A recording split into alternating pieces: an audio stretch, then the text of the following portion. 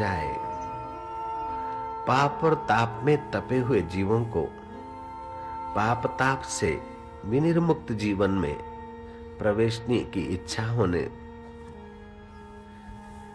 लग जाए तो ये समझो कि वह तेज है, महापुरुषों का तेज है। लेकिन महापुरुष नहीं बोलते कि हमारा तेज है। जो सारे तेज हैं वो तेजों का पुंज परमात्मा है। इसलिए महापुरुषों का तेज, महापुरुषों को मेरा तेज है ऐसा अहंकार नहीं होता।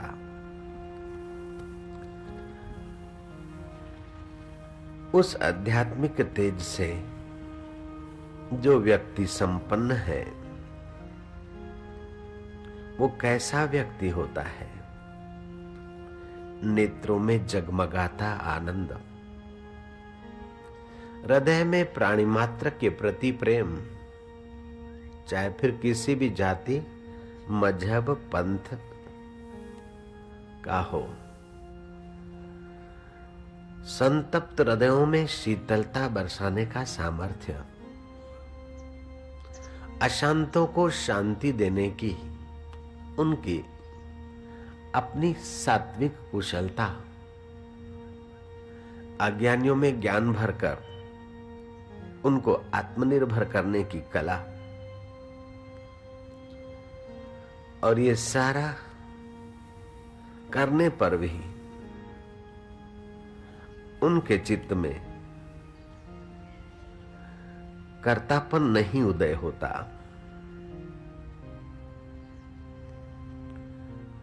प्रतिभा, आनंद और सुरभि, प्राणी मात्र के प्रति प्रेम, श्रद्धा की शक्ति और लक्ष्य में आस्था, उद्देश्य की पूर्ति में एक रूपता, आदर्श का दर्शन और त्याग का सामर्थ्य, ये तेज और धृति उन महापुरुषों में होती। भगवान हमें भी वो तेज, धृति, क्षमा आदि गुण प्राप्त हों इसलिए बोलते हैं। भगवान इसलिए नहीं बोलते कि किसी मराठा लोगों को प्राप्त हो या सिंधी भाइयों को प्राप्त हो, गुजराती या मारवाड़ियों को प्राप्त हो, इसलिए ही नहीं बोलते हैं। भगवान बोलते हैं तो सबको प्राप्त हो इसलिए बोलते हैं। इस भगवान के श्लोक को हम सब लोग उच्चारण करेंगे।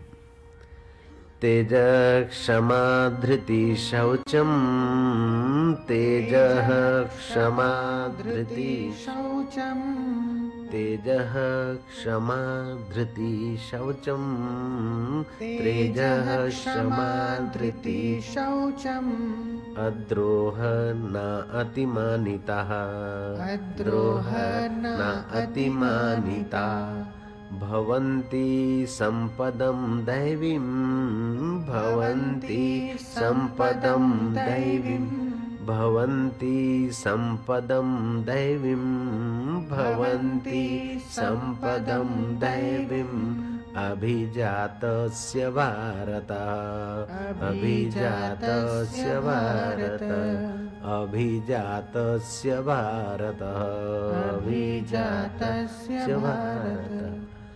तेज अर्थात आध्यात्मिक प्रभाव आप विकसित करिए। जैसे बिलोरी कांच स्थिर होता है तो सूर्य का तेज और दाहक शक्ति वो प्रकट कर देता है, ऐसे ही आपके जीवन में आध्यात्मिक तेज प्रकट करने के लिए भगवान बताते हैं कि आपके चित्त में एकाग्रता आएगी तो तेज बढ़ेगा। जरा जरा बात में उद्विग्न न हो जाइए, जरा जरा बात में आकर्षित न हो जाइए, जरा जरा बात में अशांत न हो जाइए। अपने मूल को देखिए। आपका मूल बहुत ऊंचा है। कभी कभी बच्चों को समझाया जाता है कि अरे तू ये क्या करता है, अपना कुल को देख, हमारे बाप दादे कैसे थे और तू ये धंधा करता है, ऐसा करता है। तो मूल को और कुल को याद दिलाने की परंपरा इसलिए है कि हम ऊंचे उठे। शरीर का कुल तो भले बाप दादाओं से जुड़ा है, लेकिन तुम्हारा मूल तो बाप दादाओं का बाप दादा जो है परमात्मा है, अल्लाह है, उससे जुड़ा है, ईश्वर से जुड़ा है, गॉड से जुड़ा है। तो तुम अपने भीतर वह तेज लाओ जिसको दैव का तेज को बोलते हैं, शाश्वत तेज बोलते हैं, शाश्वत स्वरूप का प्रसाद बोलते हैं। तेजः क्षमा धृति शौचम। तेज माना एक आध्यात्मिक प्रभाव। आध्यात्मिक आभा संपन्न पुरुष के निकट हम अनुचित कार्य अपने आप भूल जाते और छोड़ देते हैं। आध्यात्मिक आभा संपन्न पुरुष के आगे हमारे दुष्ट व्यसन हम पर प्रभाव नहीं डालते, हमारी दुष्ट आदतें हमको सताती नहीं है और हमारी दुष्ट मनोवृत्तियां वहां अदब में, संयम में रहती है। और तो जो लाभ होते वो तो अनगिन है, लेकिन एक बड़े में बड़ा लाभ तो प्रत्यक्ष दिखता है कि जो अध्यात्म तेज संपन्न महापुरुष के निकट हम बैठते हैं तो हमारे मन की चंचलता, हमारे व्यवहार की कुटिलता, हमारे वाणी का असंयम और हमारे इंद्रियों का असंयम अपने आप उन आध्यात्मिक तेज संपन्न महापुरुषों के निकट जाते ही हम संयत होने लगते हैं।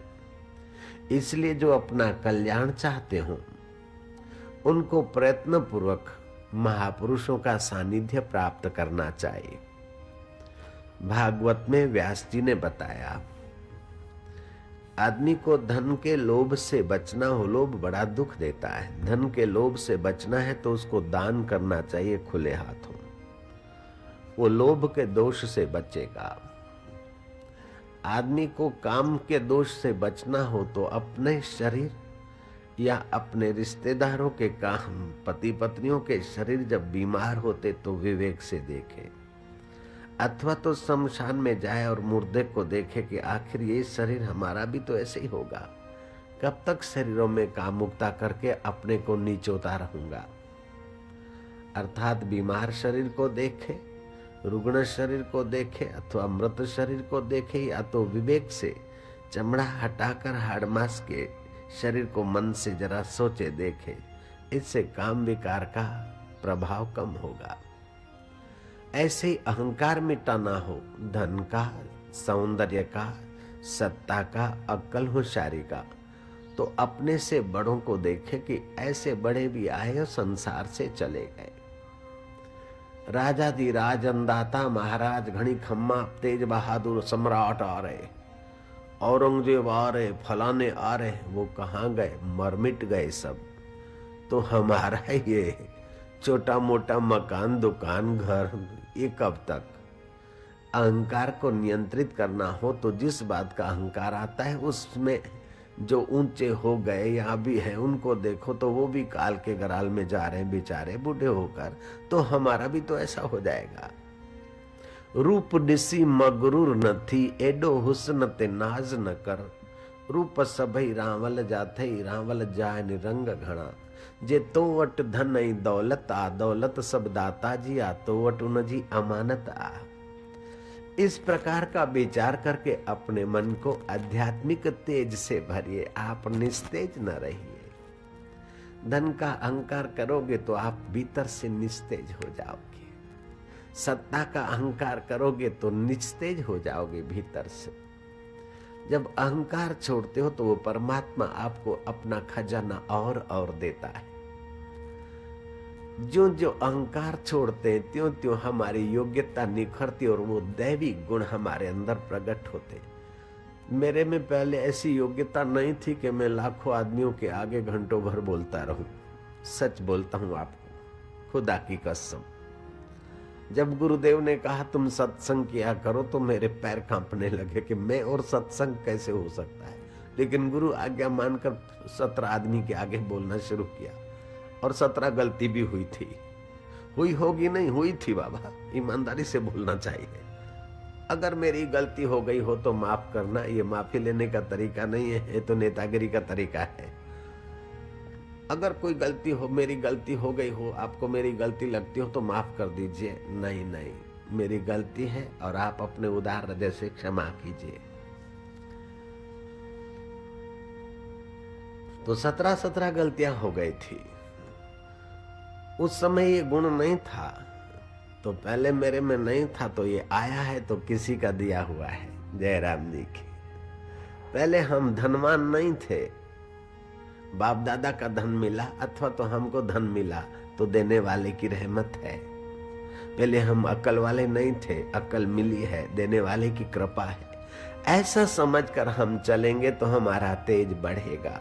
लेकिन मैं हूं मत कर रे गर्व गुमान, गुलाबी रंग उड़ी जावे लो, उड़ी जावे लो रे फीको, पड़ी जावे गो माटी में मળી जावे गो, पाछो नहीं आवे गो।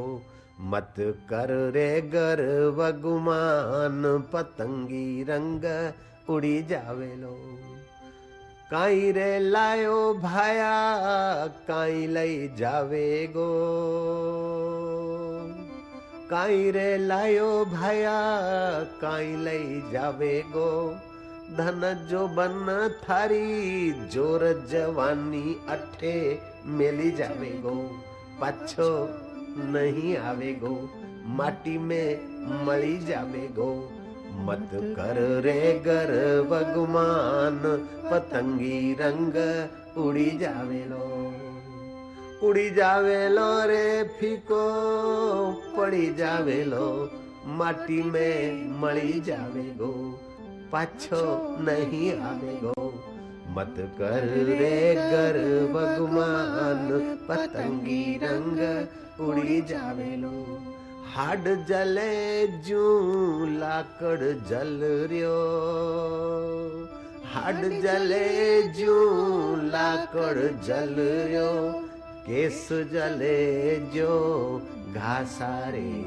मत कर रे गर्व गुमान, पतंगी रंग उड़ी जावे लो, उड़ी जावे लो रे वीरा,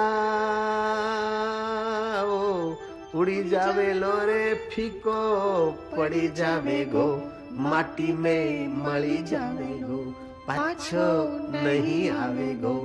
मत कर रे गर्व गुमान, पतंगी रंग उड़ी जावे गो। तो अगर अहंकार मिटाना है तो अपने से धन में, सौंदर्य में, सत्ता में, जौवन में बड़े बड़े आए वे चले गए तो हमारा ये वपु शरीर कब तक। इस प्रकार अहंकार को निवृत्त करने का उपाय बताया भगवान व्यास ने। एक एक दोष को मिटाने के लिए एक एक उपाय है। वर्षों का अभ्यास करने से वो दोष मिटता है। लेकिन कृपालु व्यास जी ने एक सब दोषों को मिटाने का सुगम उपाय बता दिया। सब दोषों को एक साथ मिटाना हो तो कृपालु व्यास जी कहते हैं, एतद सर्वम गुरुर भक्त्या, एतद सर्वम गुरुर भक्त्या। ये सारे दोष अगर एक साथ मिटाना चाहते हो तो गुरु भक्ति का सद्गुण अपने चित्त में डाल दो। गुरु, गु माना अंधकार, रु माना प्रकाश। जिनका आत्मा और परमात्मा के बीच का अंधकार चला गया और प्रकाश हो गया है, ऐसे पुरुषों के सानिध्य में आने से सारे दोष आसानी से मिट जाते हैं। और मुझे उन महापुरुषों के चरणों में बैठने का लाभ मिला और मेरे को बहुत बहुत आसानी हो गई। ये आप लोगों का आशीर्वाद फल गया और उनकी कृपा करुणा मेरे पर आई, तभी तो ये कुछ दिख रहा है। तो अपने जीवन में वह आध्यात्मिक तेज लाओ। नेत्रों में जगमगाता आनंद, नेत्रों में जगमगाता आनंद, प्रेम का प्रकाश। वाणी में सुरभि, शांतिदायी, सुखदायी वृत्ति। सतरति लोकांतार्यति, वह तरता है औरों को तारता है। स अमृतो भवति, स तृप्तो भवति। वह अमृतमय होता है, वह तृप्त होता है। स अमृतो भवति, स तृप्तो भवति, स तरति लोकान तारयति। ऐसी क्षमताएं, ऐसी योग्यताएं ये आध्यात्मिक तेज प्राप्त महापुरुषों में होती है। लेकिन उन महापुरुषों में यह खासियत होती है कि ये तेज मेरा है, ऐसी भ्रांति नहीं होती उनकी, क्योंकि ये देवी संपदा है, उस देव की है। मेरा होता तो अकेला मुझ में होता, लेकिन इन नियमों का जो भी पालन करेगा उन सब में होता है। जब इन नियमों का पालन करें तो मुसलमान भाई में भी होता है, ईसाई में भी होता है, हमारे को गाली देने वाले में भी हो सकता है। इन नियमों का पालन करें तो फिर मेरा तेज है ऐसा अहंकार करना बेवकूफी किसी और क्या हो सकता है। तेज के साथ साथ भगवान कहते तुम्हारे जीवन में क्षमा का गुण हो। गृहस्थी जीवन में अगर क्षमा का गुण नहीं है तो संयुक्त कुटुंब भी नहीं रह सकता। कभी पत्नी की गलती होगी तो कभी पति की होगी, कभी बहू की होगी तो कभी बेटे की होगी।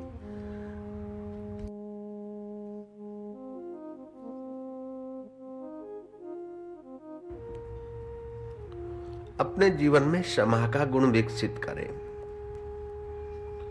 क्षमा कई प्रकार से की जाती है।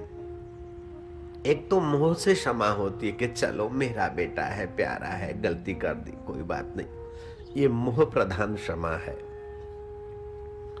दूसरी क्षमा होती है भय प्रधान।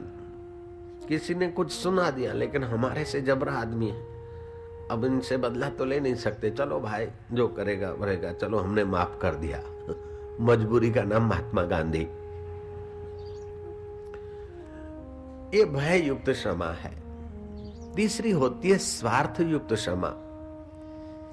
हमने इससे बातचीत किया और उसने बड़ा गलती तो किया, लेकिन अब अगर हम इनको डांटते या ये करते तो ग्राहक टूट जाएगा, अथवा इसके पास मेरे पैसे पड़े दब जाएंगे, अथवा मेरी फाइल है वो कहीं गड़बड़ न कर दे, आदमी बड़ा गड़बड़ वाला है, चलो तो उसकी बात सह ली हमने।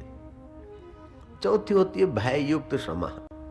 जैसे इनकम टैक्स वाला पूछता है और हमको जचता भी नहीं, ऐसे टेढ़े मेढ़े सवाल करता है, गुस्सा तो आता है लेकिन साहब ऐसा है करना पड़ता है, जयराम जी बोलना पड़ेगा। ये सारी क्षमा है या उदारता, ठीक ठीक, लेकिन एक आध्यात्मिक क्षमा होती है। वो कैसी होती है कि वो स्वार्थ को लेकर नहीं होती, भय को लेकर नहीं होती, ममता को लेकर नहीं होती है। वह होती है कि अगर क्रूरते रहेंगे हृदय में, गलती तो उसने की और हम तपते रहेंगे तो हमारा हृदय खराब होगा। इसलिए किसी की गलती अपने हृदय में क्यों चुभाकर परेशान होना, चलो भाई होता रहता है। मियाँ जी दुबले क्यों है, बोले सारे गांव की फिक्र है, फिक्र फेंक कुएं में बंदे हैं, सब अपना अपना प्रारब्ध लेकर आते हैं।